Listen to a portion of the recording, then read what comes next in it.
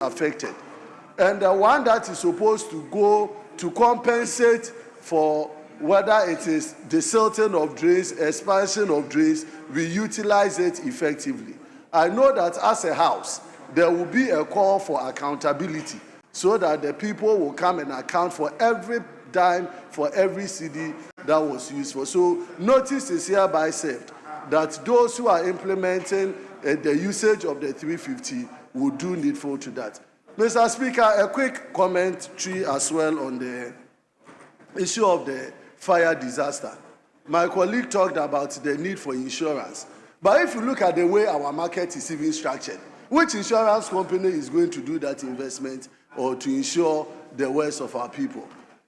If you go to the recent floods and the disaster that happened in Abu Blushi areas and the stores that were taken over, a lot of them have tried to go for insurance. I know some businesswomen who have tried time and again to secure insurance, but they said they will not do it because when they consider the risk involved in those areas, the way the markets are set up, no insurance company will go there because in the event of a fire disaster, this is what is going to happen, or in the event of a flood.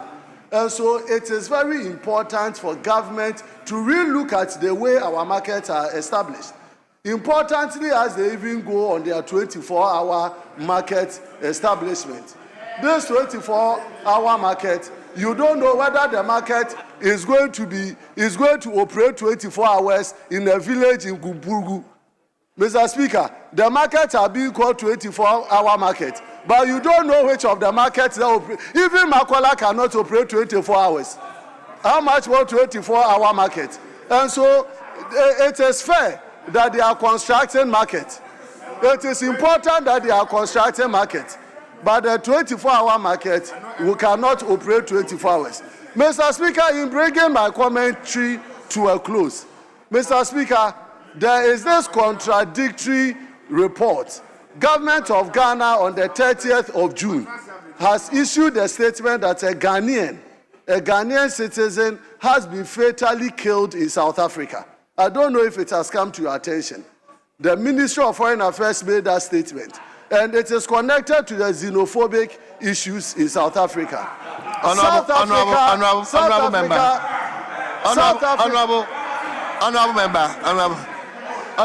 That has nothing to do with the topic. So then to conclude, Mr. Speaker, to conclude. So thank you for your contribution. Mr. Speaker, to conclude. So to conclude, Mr. Speaker, it is my ardent appeal to this House, particularly through you, the Speaker, that there should be adequate and effective utilization of the 350 million. Thank you. Then as well the market. I thank you, Mr. Speaker, for the opportunity. Thank you. Let me give honorable member for East Ayawaso. Ayawaso East. Yes. Mr. Speaker, thank you very much. And I also stand to add my voice to the statement issued by our Chief Whip. Mr. Speaker, when it comes to disasters like this, we will want to be apolitical. We will want to be a-tribal, a-religious. We will want to be nationalistic. We will want to give statements that will encourage people on the ground. Because these disasters do not know colors. They don't know whether you are a Yoruba, a Dagomba, a MPP, and this. It doesn't know that. And so sometimes when it comes, in fact, these are issues that should warrant us as MPs to even come to this House in red to show that we are sympathizing with the people. Yeah. It is not time to joke with it at all.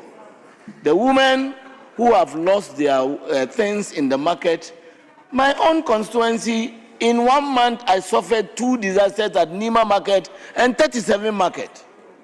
And go and see the agony in the face of the faces of the people.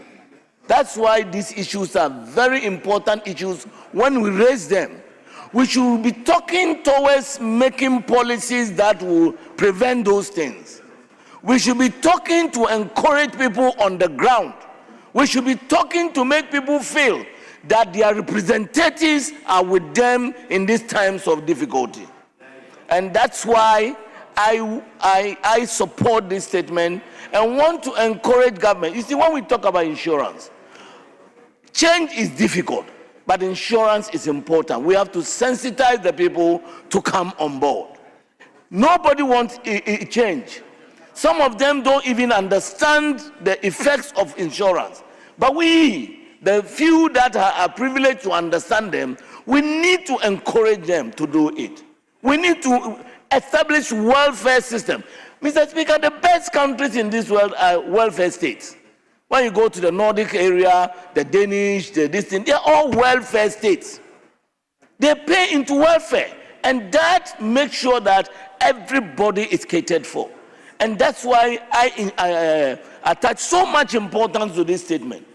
And I want to encourage colleagues and encourage everybody, and Ghanaians, whilst we are sympathizing with them, what are we doing to at least assist them in this difficult time? And that's why government comes in. Mr. Speaker, government should be bold to clear all the gutters, to clear all those buildings on the waterways. Government should be prepared to ensure, look, this country, how many incinerators do we have to be able to start burning our garbage? Because most of the developed countries, like Germany, most of their garbage is burned through incineration. And these are the things that the energy ministry should be looking at.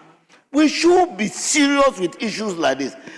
An issue, 60 years of our living, continuous every year in caring, and we are not taking any serious policies to curb it.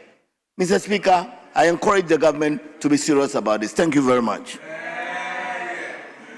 Honourable members, I think we've said a lot. Let me revert to leadership.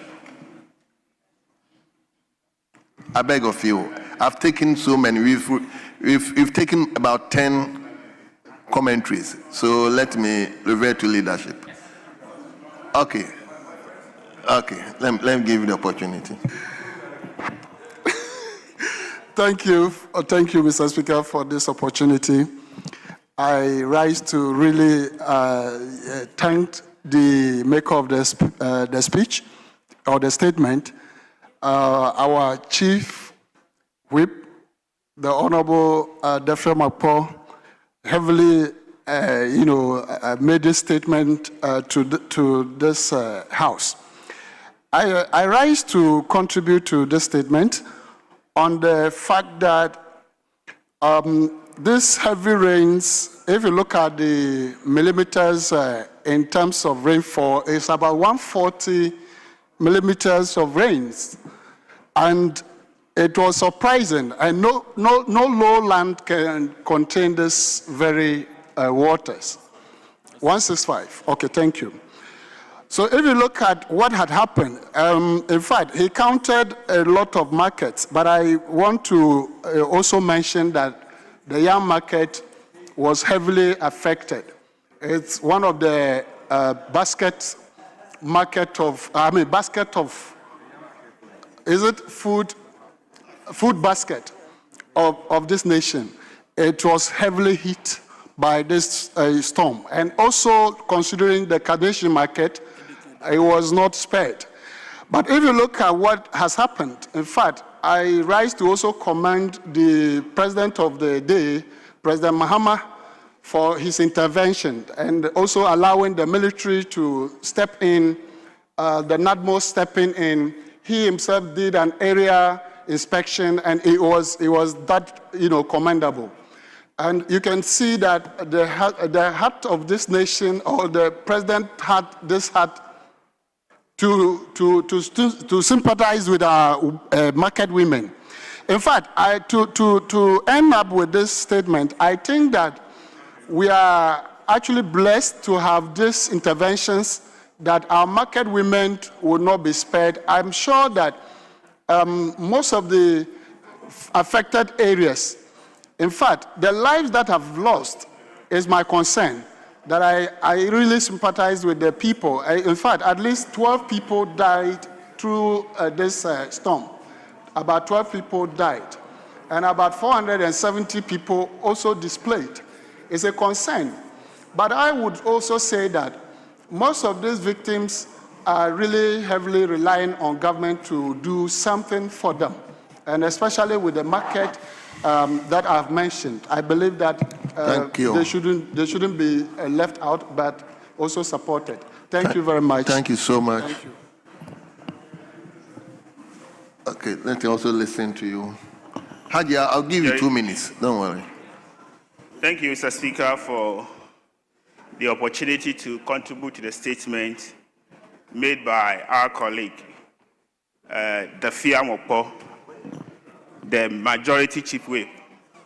Mr. Speaker, the issue of flooding is very devastating. Let's be honest to ourselves. This issue of flooding, honestly, Ghanaians less expected this. May I use this privilege to send our condolences to the people who were affected, those who lost their lives, and some also lost properties. Mr. Speaker, this statement has come in good faith, and this is the time the government has to intervene. And then when we are dealing with flooding, in most cases, it's not centered in Accra alone. When you go to places like Kumasi, when you go to places like the Volta, and then when you come to Western North, for instance, Mr. Speaker, Swamine, there is a particular place we have never experienced such flooding before. But here being the case, for the first time, we had our roads blocked. There are some places like Atechim, for instance, we have never experienced flooding before, but it got to a time this time. So what I want to urge the government is that in terms of disbursement of fund, it has to also look at Western North, of which Swamine, as I'm saying, isn't exceptional. There are some people at Transbia in the Swamine constituency. Mr. Speaker, they do come to market on Thursdays. But here being the case, on market days, they couldn't enter Swamine, as in that they also being the district capital. We being the MPs, our names are being called. Sometimes somebody will call you and ask you to get the person a chop money because he couldn't come to market to buy things. So in terms of disbursement of fund, the government has to also allocate some to Swamine Dadieso so that these market women can also get means of feeding. Thank you, Mr. Speaker, for the opportunity. Thank you. Hadia, I'll give you 2 minutes, please. My brother. Thank you very much, Mr. Speaker. I will try and stick to the 2 minutes. Mr. Speaker, I want to thank the Honorable Nelson Dafiamapol, the Chief Whip of the majority side, for this very touching and insightful statement. Mr. Speaker, I say this because ordinarily, we expect that women will speak about women issues. But for a man to make our issues his priority, it tells us that clearly we are making headway with our pursuit of equality and gender empowerment. We are grateful, Mr. Chief Whip. Mr. Speaker, my contribution is very short. Very often when these disasters happen, we tend to look at its effect and in terms of property, in terms of lives, which unfortunately we lost so many, may their souls rest in peace. But we also forget easily the aftermath of the flooding. Yesterday, I saw on TV news a market woman indicating that the flood had washed away her wares. And her wares include smoked fish. But that, thank God, today the sun is out. So we'll put the fish in the sun to dry and bring it back to sell. Mr. Speaker, that raised my antennas. What is going to happen after these floods?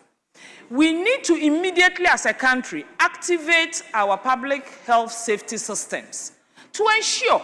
And that is where the issue about the insurance for the market woman becomes critical. A market woman who has been able to insure her business should feel a little bit of relief in terms of going to start all over. But clearly, the bulk of the market women are going to act in desperation. They've lost all their capital.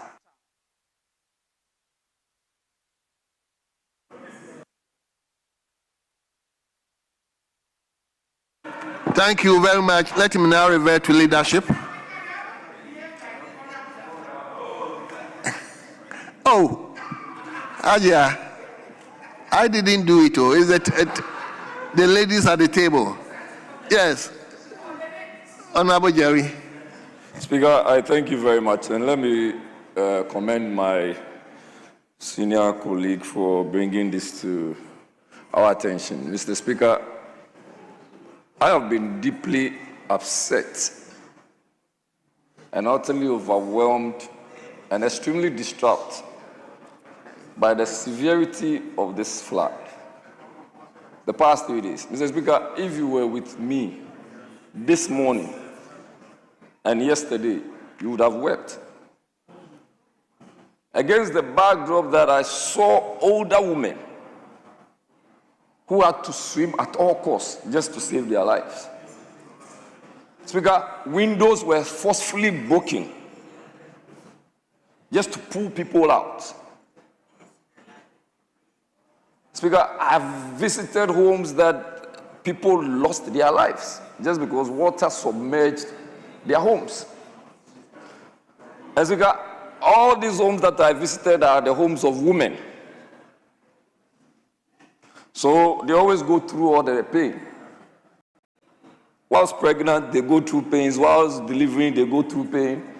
And when it comes to in situations like this, they are the ones who are confronted with very painful strikes.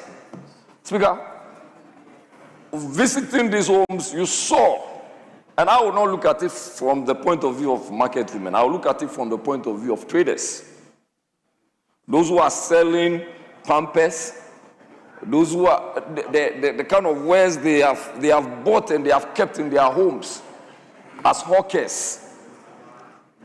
Speaker, at a point I just told them that I do not know what to do anymore. And that's the truth.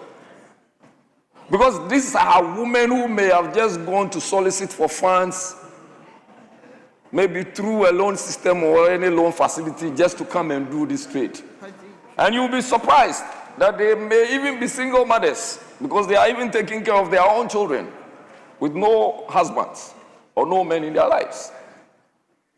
And these are the women, Speaker, all over the place. And they are still standing because they can't even sleep. Their mattresses are all wet. And we'll be doing the same thing, same time. Next year, we'll come back here, we'll be talking about flooding. Well, I really pray so, that to the extent that the president has even committed to giving some monies for preventive measures. Speaker, my hope and prayer is that that will be used for the same purpose. Speaker, when I went round, I had 11,000 cities. The people... 11,000 cities. Cities? Yes. Yes. I'm not rich like you, but I try. The people I was with, I had to get them to send monies because they had to use their momos to support. Speaker, people are suffering. They do not know where to sleep. I have been able to get them churches and provided them with mattresses and giving them rice and maize, and it's not enough. Speaker, it's not.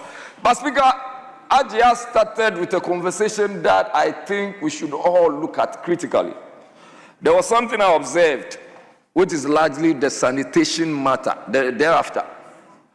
Everywhere is filled with filth and squalor. Wherever you pass, everywhere. So, after my rounds, the first thing I did was to go to the municipal office, to go and talk to the MC who was in there. But the most important thing is to see how this garbage are all cleared. Else, Speaker, you can be thinking of the next disaster. Cholera will be all over the place. We need to fumigate almost everywhere. When we were going, they were trying to give me egg. I said, I won't eat. And they didn't understand because I'm afraid. And I was really hungry, but I did not take it.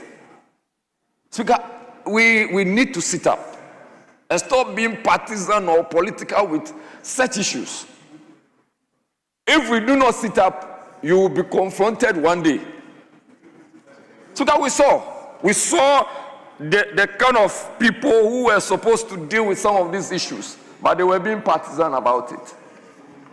Whether MPP or NDC, we have always been partisan with some of these things. When we are losing lives, the lives are not colored in NDC. Jerry, I give you two more minutes. So. I thank you very much, because this is a situation that I think that in the whole of Greater Accra, I have suffered most. And let me thank the majority leader for an intervention. That when it comes to situations like this, we should not be partisan. So the 85-year-old woman also had a cat. So she's supposed to go and have an injection for tetanus. And I had to send several of such people this morning to the hospital. Why? Because whilst they were trying to walk, most glasses had been broken and they were being cut, and they had nails pricking them. Speaker, the situation is bad. We should be our brother's keepers at this point. And let us understand that irrespective of your party affiliation, the life that you are saving today may be the one that will save you tomorrow. And that we should come together and be thinking about our constituents, about the Ghanaian people. The monies that the president has asked that it should be disbursed or it be used for whatever purposes, we are calling on the Minister of Finance that it should expedite action on same and ensure that it will go to the right people, the right recipients, Speaker, the victims, and not party members. Speaker, with these few words, I want to thank you for this opportunity. Thank you very much. Majority leadership. Yes. Honorable Comfordeo. Thank you, Mr. Speaker. I would like to thank the Chief Whip for this statement. It's SOS call. Mr. Speaker, it is not about market women alone. Mr. Speaker, when you go to some of the constituencies, I will cite Ada as an example. A whole community, Kakiche Kope, Bale Kope, Kopehem, and then Green Heights area, their farms, their stores, all their farms are in water now, as at now, which means the farmers, the peasant farmers are going to suffer a lot. At that farm market, they didn't pick anything. Kasai market, as he said, they didn't pick anything. Mr. Speaker, structures have collapsed. The water started in the midnight. Before they could say Jack, they have been engulfed. They couldn't pick anything. They couldn't pick their dresses. They couldn't pick their monies. By the time they ran to the market too, everything has washed away. Mr. Speaker, what to wear now in some of the places is a problem. The farmers, especially the peasant farmers, we should tend and look at them too. Mr. Speaker, people who are doing trading in such areas are not the only people who suffer though. People who are living at places that they didn't experience the flood, but they trade in those markets also suffered. Because by the time they came to the market, everything is gone.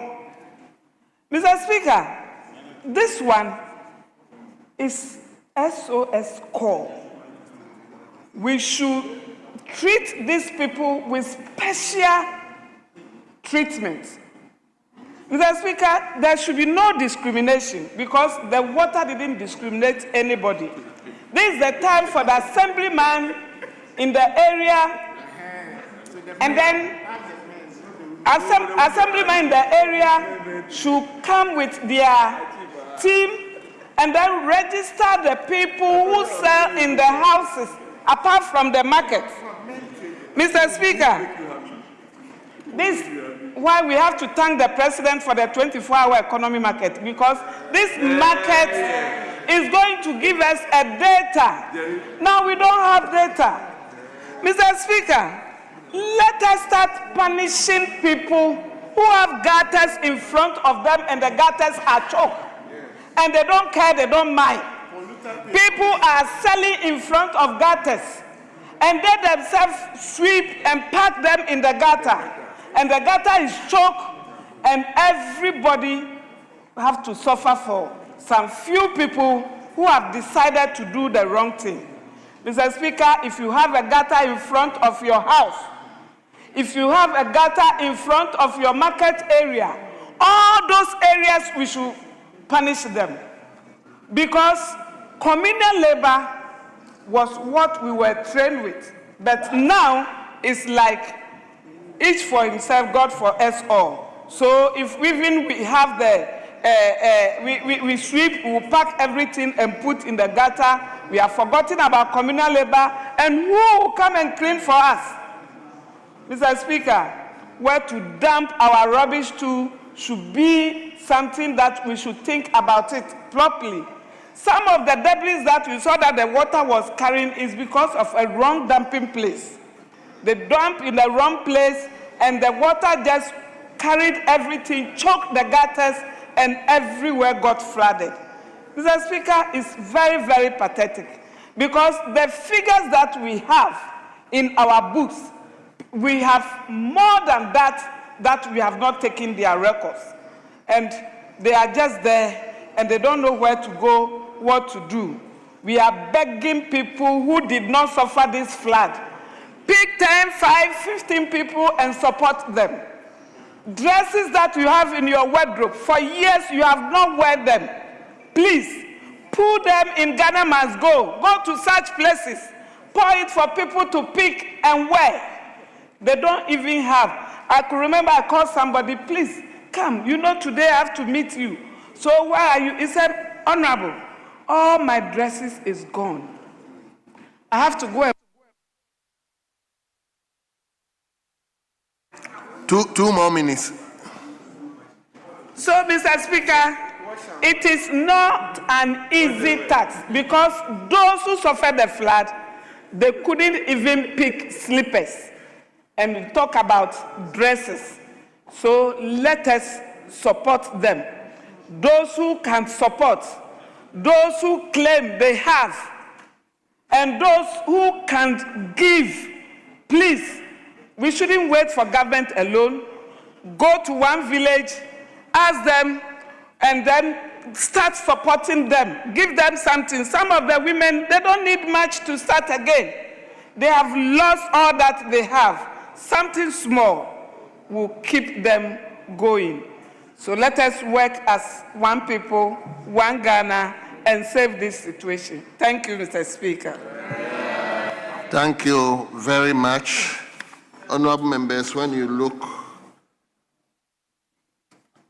at the other paper, we have one advertised statement. And that statement, Leader, you want to? Yeah, Mr. Speaker, tomorrow is a holiday, but we appear to have forgotten that it is to commemorate our Republic Day. And I don't recall that we have made any statement in this chamber to commemorate the attainment of Republican status in this country. I think we are taking it for granted that being a republic is a matter of course. It had to take people struggle over years to secure independence and to fight to transition us from a constitutional monarchy to a fully fledged republic. Indeed, a few days ago, there was a statement on parliamentarianism. Parliament began with the establishment of a local legislative assembly, and later on became a parliament at independence.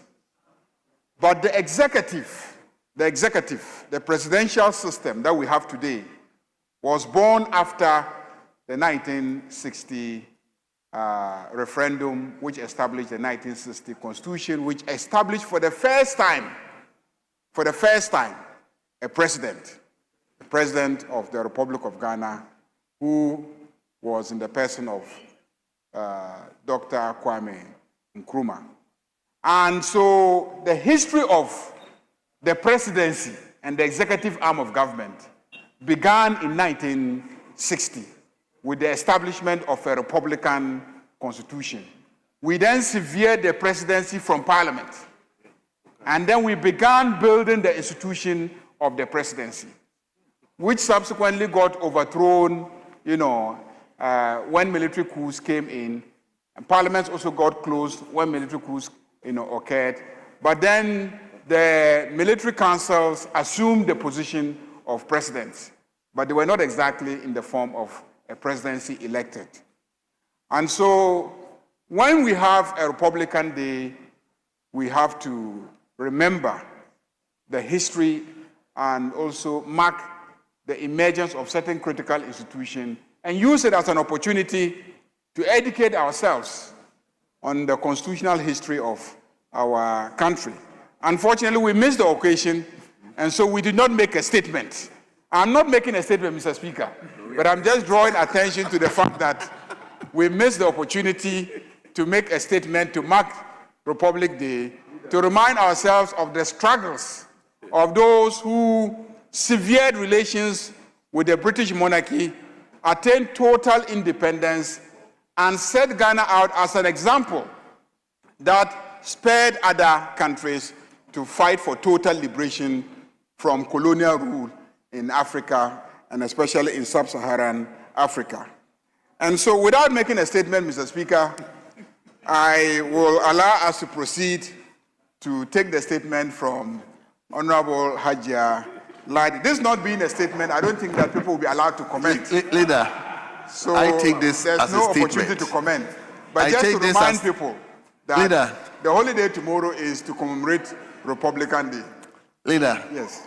thank you. I take this as a statement, and we'll take one comment from each side. So, I do not think that would belabor the points made by the majority leader. And I'm happy that he's the one who actually made this very short statement. Speaker, colonization, we are all very much aware, took a lot of things away from us. So Republic Day should be a day that should be commemorative enough. Save that these days, Republic Day has become a Thanksgiving Day. And we do not know what the Thanksgiving, when people are dying, people are having Thanksgiving. But Speaker, we wish the Ghanaian people a happy Republic Day. And that tomorrow's holiday, they should find time to visit loved ones who have been affected by flood. If they can extend their visits to Wejagbawi, and even supporters would appreciate same. Thank you very much, Speaker, for this opportunity. thank you very much. I'll take it from the senior most, Honorable Emmanuel Bejura. Thank you, Mr. Speaker. Mr. Speaker, let me commend the Majority Leader for bringing it to the fore and reminding Ghanaians about the Republic Day celebration, which fell yesterday and will be celebrated tomorrow, the Friday, as we have agreed and approved in this House that if a holiday falls on a weekday, we will push it to Friday. I'm particularly grateful to the Minister for Interior that has brought this to the House for our approval. Mr. Speaker, just as the maker of the statement has alluded, the Republic Day is so significant in our life. Some of us were not born at that time, but at least we came to know that Republic Day has done something for this country. It has moved this country forward. Mr. Speaker, in the later days, recent years, we have seen how Republic Days were celebrated. And for the President of the Republic to dedicate the Republic Day, day that you were liberated, day that you have taken over a nation as your own nation, and you have decided that the sovereignty will reside on you, and you've dedicated that day to the Almighty God that has created the heavens and the earth, to thank Him for all that He has done for you, irrespective of what might have happened during the day, but to thank Him. The good book says that we should give thanks to the Lord in all situations. And so if God has brought us this far, there are others who are waiting, looking for today. They couldn't get it. Blaster has scored, and we are praying that they will score again on Saturday for us to lift the cup and bring it to Ghana. We should give thanks to the Lord. So I am particularly happy that the President has dedicated the 1st of July as a day of Thanksgiving serving. My prayer is that, just as my colleague, Honorable Deputy Minority Whip mentioned, we should celebrate this with the idea that it's a day that we're liberated. It's a day that we've taken over the country as a sovereign nation. We should visit loved ones. We should do what is needful. We should not go indulging in things that will not lift us up. People will go and get drunk. We should not get drunk. We should not, especially youth, should not go on drugs. This country of late, we hear of drugs all over the place. The youth should desist from taking drugs. Let us be conscious of the fact that this is the only nation that we have, and this is the only place that you are called Ghanaian. You don't have Ghana anywhere. The economic development that is going on, we should all put our hands to the wheel and make sure this nation moves forward in the right direction. And with this few words, Mr. Speaker, I thank the maker of the statement. Thank you very much. Honourable members, as I said, the statement that has been officially advertised stands in the name of Hajia Ladi Ayi Ayamba. So, Hajia, before I officially invite you to read your statement, indulge me to acknowledge the second batch of students who came all the way from Tuase to visit the House of the Representatives. So, Tuase Senior High School,